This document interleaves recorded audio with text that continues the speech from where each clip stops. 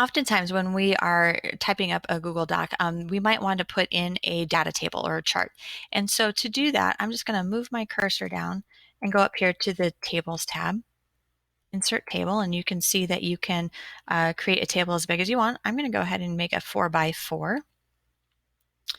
And once I have this table inserted into the document, it's pretty easy to format. For example, any cell that the cursor is in, I can go ahead and change the color fill of that cell. So I'm going to click on More, and with this paint bucket, I'm going to go ahead and select the orange color. And I want that to be consistent, so I'm going to go ahead and do that for all the top cells. So again, More, the paint bucket, choose my color.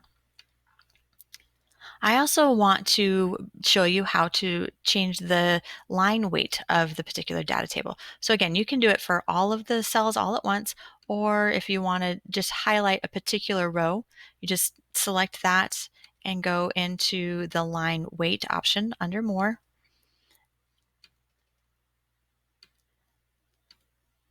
And so now you can see that this top row has a thicker line weight to it than the rest of them. So that's a pretty neat way to create your a data table that shows the uniqueness of your data. And so you can also merge cells. So let's say I wanted this top cell to be just one giant cell. I'm going to highlight those cells, go into Table, and merge them. So that makes it easier to type in a title. I can also adjust the width of the columns just by putting my cursor over one of the column lines. I can adjust it accordingly. And then if I decide that I want to have all of the columns evenly distributed, all I need to do is just select those cells, go back up a table, and distribute the columns, and it will even them out for me.